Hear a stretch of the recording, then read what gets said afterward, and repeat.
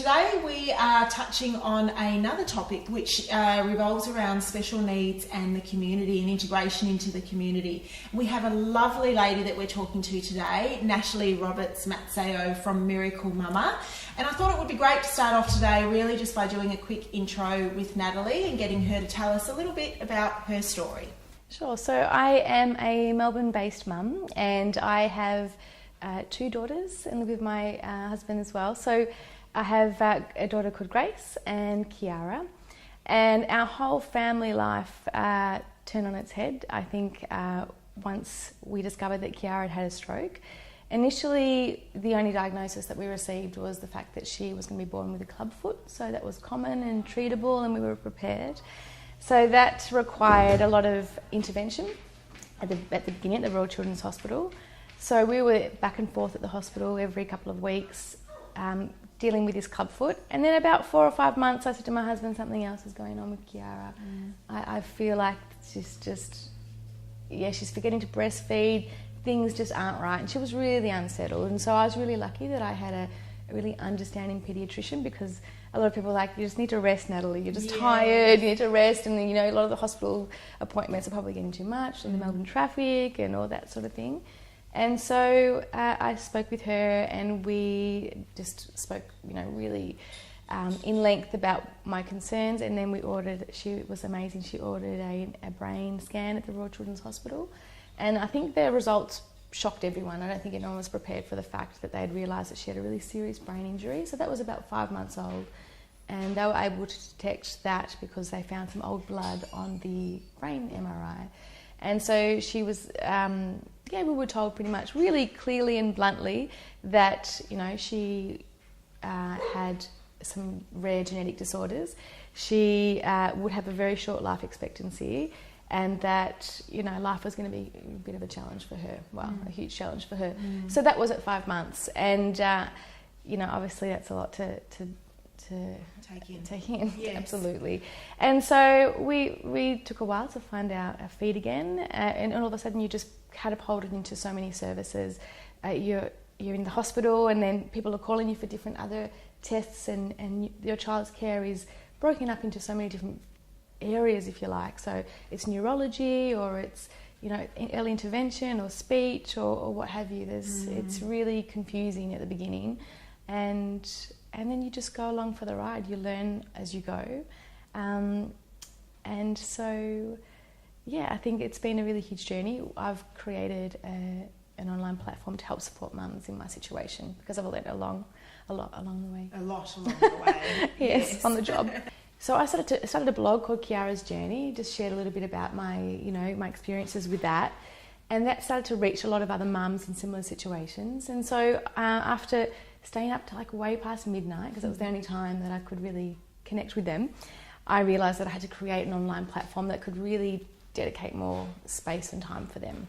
And so Miracle Mama was born, and it was all about connecting and helping mums deal with this monumental shift of a mum. Some cases they were the first time mums to a special needs mother. And I think through my years of dealing with all sorts of, like, over 300 hospital appointments and therapies, we've been overseas, I had a lot to offer, and my past experience with yoga teaching and corporate as well. I thought I could bring it all together and just offer something to really help them shift the way that they approach their day-to-day, and just offer a community that could really build and grow and support.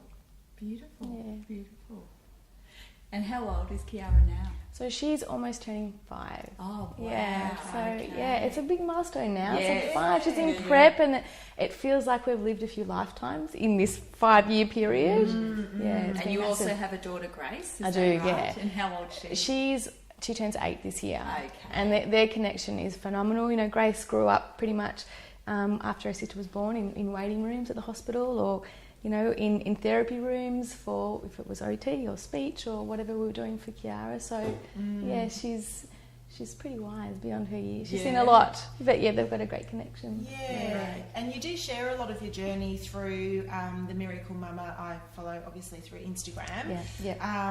And I imagine, and Mel was saying before we started filming, I imagine the journey has gone from a journey about, your family, which is what you were saying, and how you look after a child that has now had a stroke and has a whole range of other, you mentioned appointments and needs and requirements, to then moving out into the community and integrating with the community. When did that, as Mel was saying, when did that that next level sort of hit you, and how did you go about starting to get out and integrating into the community? So I think that the biggest shift was probably around when she was around 3 or 4. You just realised that it was more so the physical, because she has no physical independence. She's not able to sit or stand or walk. And so you start to realise that, oh wow, if we're going to leave the house, we need, what equipment will she sit in? What will hold her? How will we carry her around? And now she's, and the weight is different because she is not able to hold herself up. So you're lifting and carrying a really different sort of weight. So I guess it was more just the growth of her and that realisation that we're not in our bubble anymore. We're not in our bubble at home, or we're not just, going from home to a therapy home to, anything to deal with it, whether it was a hospital or some intervention for her. So I think it was, more so, I guess, for many parents, I think it starts a couple of years after, because those first years are really you're just putting everything in. Well, it's about their health and making sure they're comfortable. And so at any point when you were leading into coming to a 3-year-old, did anyone give you advice or say, okay, you are going to be experiencing this, or was it just put straight in your face? Well, we have many families are assigned an early intervention team, and so they obviously know what's ahead of you, and you don't. It's so foreign. You cannot even begin. No one can really prepare you for it. And so they gently guide you, whether it be equipment, start looking at paediatric prams, which are like wheelchairs, but just for a really, even a 2-year-old, 3-year-old. So I'm online, so I could see ahead. I was like, okay, I know what's coming. I've got enough mums now to see that this is going to be challenging. So I think, partly the early intervention team, and partly that's just through the hospital. No, that's through.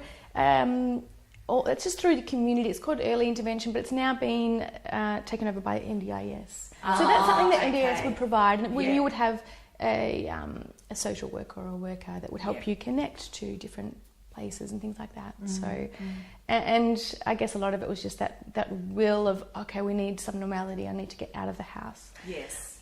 We need to somehow access life a bit better. So, and I imagine there was also, with the thought process around what you need and those sorts of things, there would have been a whole lot of emotional. Absolutely. I mean, I had a lump in my throat many times when we were doing equipment trials and just sitting around with a team of 3 or 4 people with this little human being and just the complexities and then you have to fill out the funding forms, and then the funding forms have to be really detailed, and you have to go over and over again the limitations that your child has. So it brings up a lot. It's a friend of mine said, and I thought this was a really beautiful phrase, it's like intimidating comfort. Like these wheelchairs or a toilet seat or things like this, perhaps even a modified vehicle that can house a wheelchair. They're really, they really trigger you for and sure. I suppose that, with us interviewing you today, there are going to be, we'll go through some moments of truth, but even just you saying, if it's not hard enough that you've got 2 children, one with special needs, and you have to fill out forms. I just think about that, and I just it's like you're trying to take graces of moments together, and the time that it takes to even dress your child, and then you're given those forms, and there's no one to support you in that. No, initially there is that early intervention model. But we stepped out of that a lot as well. We were curious to know what else was out there, and so we kind of paved our own path, and that's why we ended up overseas and fundraising, all sorts of different things to try and maximise her full potential. But I'd imagine for so many mothers and fathers out there, or carers, just that admin alone is just overwhelming. I was lucky I have a corporate background, so I felt very confident with that, and just I guess you get desensitized after a while. You learn to tick no for sorts of questions about your child's abilities and things like that. But it's a huge undertaking, I think, for any person to have to deal with that amount of admin. Yes. Yeah. And it's really shocking, the information that you're reading, and you need to collaborate lots of different medical forms from doctors, and really confronting information that you really didn't want to know about. Yeah. But you have to know every minute detail to get the funding, I guess. Yeah, and you do hear that a lot about the hoops, and you do see it a lot more, obviously, with social media these days, because you are open and you can see a lot more of what people are going through. But you do hear a lot about the hoops that the government do make you jump through in order to access funding or access equipment, and then to be turned down and to have to go through. Have you seen improvements in that area over the last number of years? I'd have to say I have. It's quite case by case basis. Yeah. For an example, in our personal example, we were looking for a wheelchair and a walker.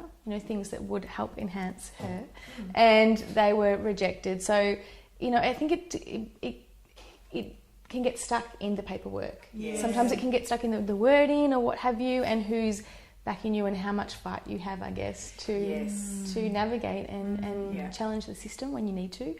So I guess NDIS would have, there are certain companies that are set up to help support families like this. But again, things they slip through the cracks, and they're incredibly frustrating. So you made a decision to go overseas, and you also made a decision to fundraise. Yes. Was that also that other people didn't have control over what was going on in your home? Well, to be really honest, I felt it really limiting. The early intervention model a few years ago was that, okay, we can offer your child, for an example, a speech therapy session once a fortnight, or you have a certain allocation of hours once a fortnight, maybe even it's just one or two. One of those hours is taken up by admin. So, and I just looked at this child and thought, wow, if she doesn't get some serious intensive intervention, she won't be here much longer. Yeah. So it just felt limiting, given her circumstances. I mean, she's had a really serious stroke, and so she needed a lot. So it seemed to be the huge missing link of that support for early therapies and intensives, because you have to be out of work, you have to be taking your child 5 days a week to a therapy. So there's a lot to juggle, but it was just my probably will and passion to want her to reach her full potential. Yeah, and to have more. And did you find that you did get from overseas? Did you get the support that you were looking for? Yeah, we did. It's we worked heavily on her physical. We did lots of physical interventions at different places. That was our huge focus, really, at that start, and just to keep her healthy and that respiratory systems working and keeping her out of hospital. It was. I think all the things that we've done over the years have planted seeds, and I look at her now, and she's, attending school, and it's a special development school, but she's thriving in her own way, and I think, wow, look at all that work we've done. Yeah.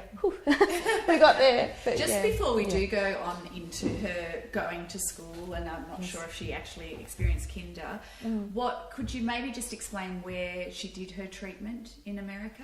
Sure. Yeah. So was it America? I'm saying yes, America. It was. I just assumed. Yeah. So this particular place is called the Anat-Benil therapy. They're similar to Feldenkrais therapy. It's a movement therapy. Yes, yeah. So they offer intensives, and I do a lot of research. I'm not going to get a whole family on our plane for nothing. So I'd liaised with a lot of families and said, what do you think? We're coming from Australia.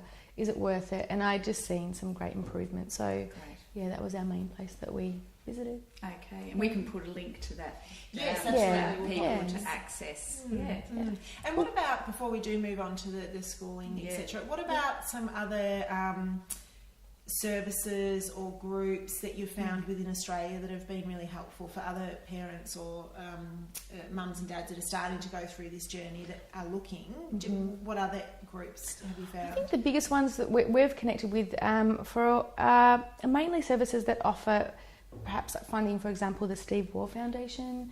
They're really good at offering grants for whatever sort of equipment or therapies. Okay. They're amazing. They're amazing. We were lucky they funded an eye gaze software system to help Kiara communicate, as well as it's called Very Special Kids. They're located in Kew, I think it is, or Hawthorn, and they're a hospice. So they help with end-of-life care for a lot of these kids that have life-threatening conditions. But they also offer services for special needs children, like siblings, I should say, and community, catch-ups and things, going to the movies and things like that. And I think the Variety Club, they also do it. So they're sort of the next level of places that offer you support financially if you need, or to connect with certain communities. And other than that, it's just been my own personal journey of connecting with mums through the internet and then meeting them outside at the hospital or good on you. As a parent of a child that doesn't have any special needs, our first experience is to the community is playgroup or childcare or kinder. Now, I assume that your experience was a little bit different. Would you like to go through that for us? Absolutely. Yep. So we were really keen to have her access childcare the same as Grace did. However, we were wondering how on earth it would happen. Because of Kiara's needs being so severe, I was wondering how it would all work. But, we had a lot of meetings. We were able to loan equipment. There are certain loan libraries for special needs equipment. So we needed to make sure there was duplicates of a standing frame and a wheelchair and a toilet chair and things like that. So, and obviously get some doctors' letters and just things that... So if something was to go wrong, the staff would know what to do. And, we were really, really lucky. We had a great centre and they just embraced her. Kiara's really smiley by nature. And I think the people that I've, in all my years of dealing with this new world, the children are the most phenomenal at just adapting and accepting and including. And it was like she was no different. And then it's been like that for a while. So she went through and did the pre-kinder program, and we would wheel her in and they'd be like, Kiki's here. Where did she actually go? Do you mind sharing? She went to Mission Australia at Lower Plenty. Yes. We've moved since then. And it was phenomenal, And if she'd come in, if she had, like a cast on her leg, or sometimes she had like a double cast through operations, they would be really careful. They, be always the protectors of being careful, don't touch Kiki. And, that was her nickname. Oh, was it? Yeah. Oh, and it's phenomenal. And she'd be there beaming her smile. She couldn't communicate, but they just had this, it was just amazing. I felt so good as a mother, obviously just dropping your child off with such high needs to anyone is really nerve-wracking. And I felt that she's safe, she's included. And I had to do it. I had to let go a little bit. It was really important for her and for us as a family, and for me as a mother, particularly. Absolutely. Yeah. And then, so what was the next step? So the next step, we came to that point of, okay, do we stay here for another year and she can do the full kinder program, or do we start looking at schools and go on that whole journey? So we weighed up our options if we were to send her to a mainstream school versus if we were to go and try a special needs school. We went and did all the tours of all the special needs schools in Melbourne because we were going to sell our house, so we thought we'll move to wherever it needs to be. And we found the perfect school, and it was special needs. And it took a while, I must admit, to be really honest. It was very confronting because it's you see a lot of children really impacted, and so there's a little part of you that has to let go again of that hope that your child would develop normally in that normal trajectory. And so it's confronting, but I tell you what, it's been the best decision. We have watched her in the last week or 2 weeks just flourish. Like they're set up with communication boards, and the staff are incredible, and it's been really, really good. So I mean, it's not to say that mainstream wouldn't offer as much support, but we just found that we just knew, intuitively, this is the place for her.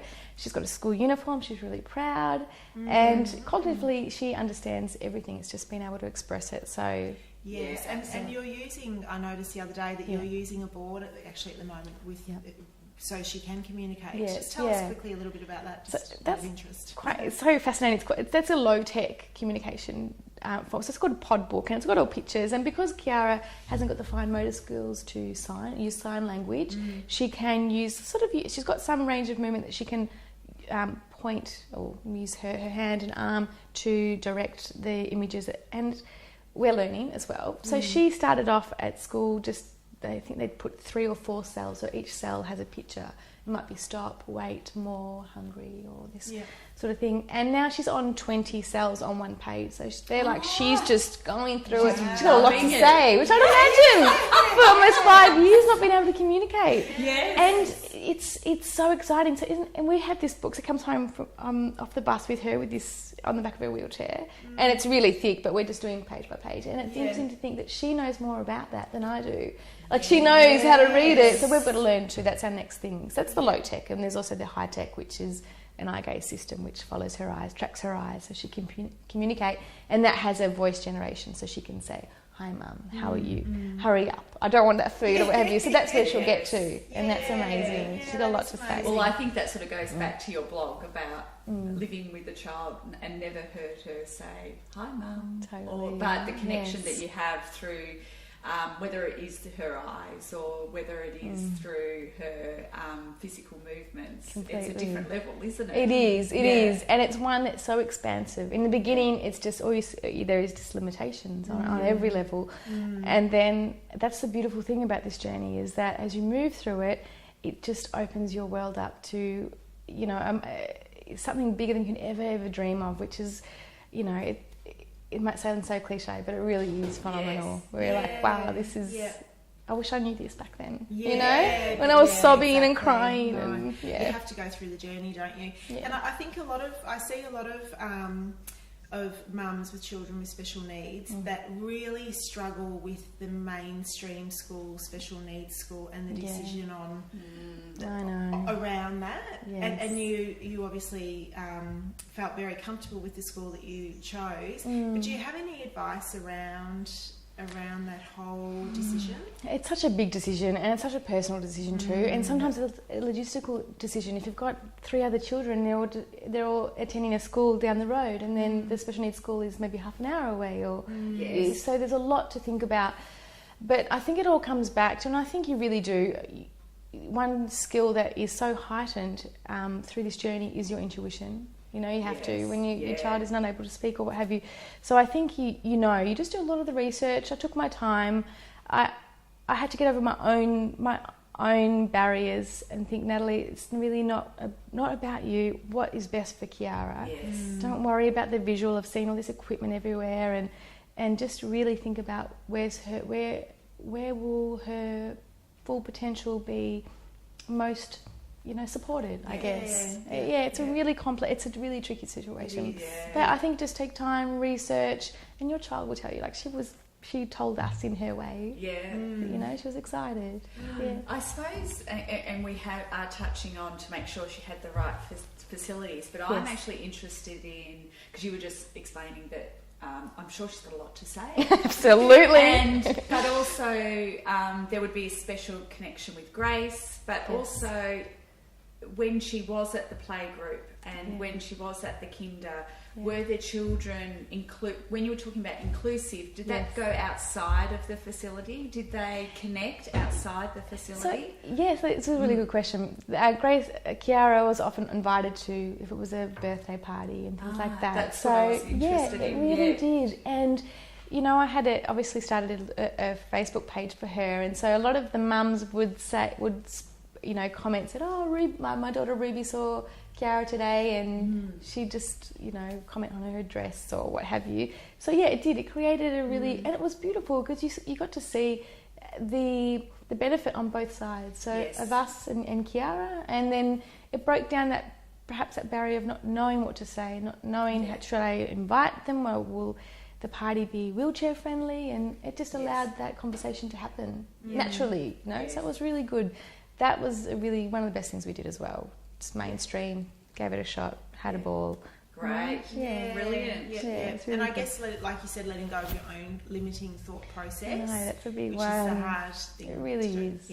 As a mother, because if we all birth our children into the world with huge hopes and dreams. Yes. And, that's just so far out of left field for what so many mums are dealing with. So it takes a while to recalibrate, I guess, and learn the system and learn what is best for your child no matter what the system says, you know? You just make me get teary just saying yes. that. Like you birth a child, and you do. Yeah, and then the little things that we probably complain about with our children are completely take for granted. That's I know. I suppose we are going to be speaking to somebody else who instigated this program.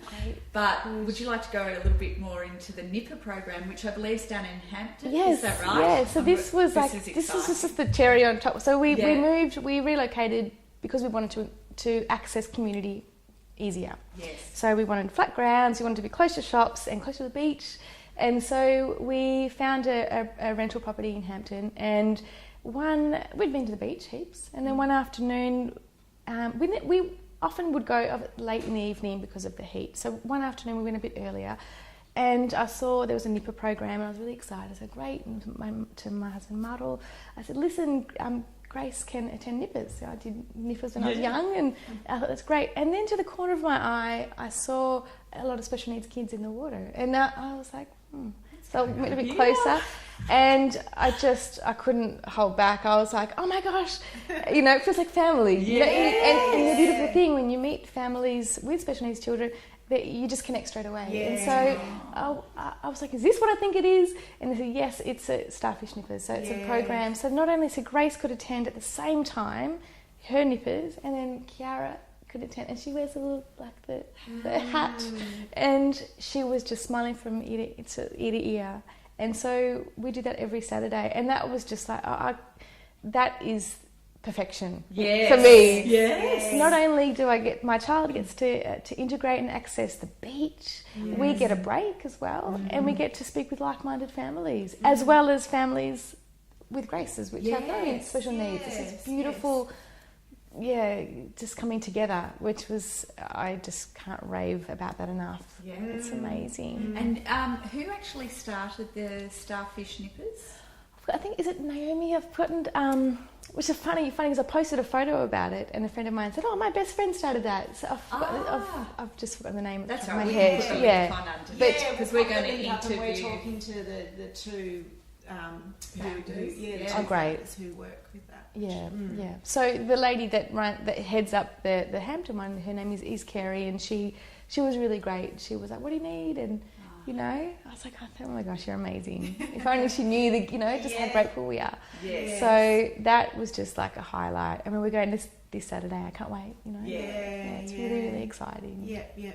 And something that both of you children can do at the same time too. So exactly. You can sort of sit back and like a normal family. So it is. It's really good. So we, I'm all about maximising my health and wellness in these times. So I'll do my laps up and down, and I might, come and play around with them, and then I'll go and, just make the most of having someone else there to care for Kiara and make sure she's safe in the water, and the kids there's all sorts of diverse needs there, autism and Down syndrome and cerebral palsy, and they've got a beach wheelchair, and it's just like the heartbeat. It's amazing. It's really, really amazing. And it's the accessing the beach. When I did speak to Naomi, she was saying that the reason Starfish Nippers came about was she had been working, I think, with athletes with special needs, and she sort of said to them, "What are you doing on the weekend?" It was a warm weekend. Are you going to the beach? And they were all like, "Oh no, we avoid the beach. We never go to the beach." Yes, and that's how it all came about. Which is interesting. And you don't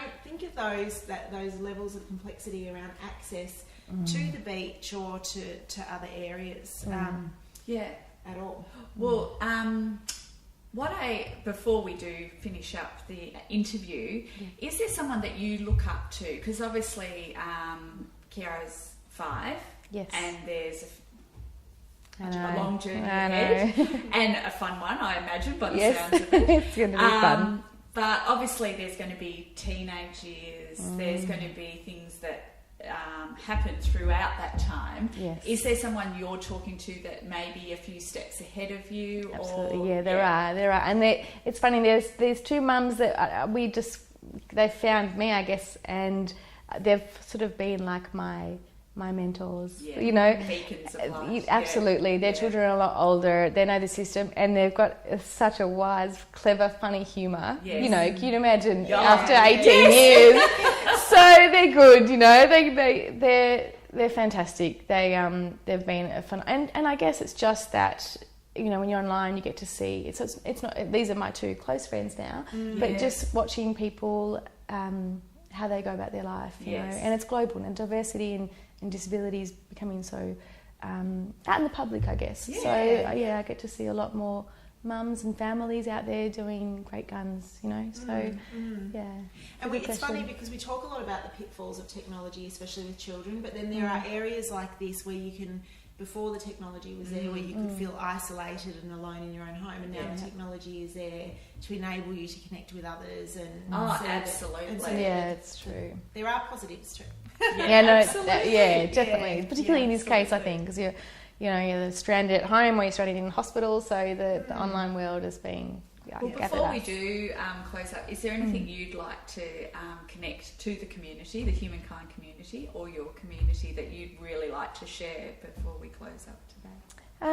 I guess it would just be the services that I offer, which is through, you know, coaching and in-person events. I'm all about building community and trying to make the most of this motherhood situation. So I could link my website, and if any mum needs to go a little bit further, wants a bit more support, I've got some really wonderful programs that, you know, because I've lived it and breathed it. And so that would be great to share. And beautiful.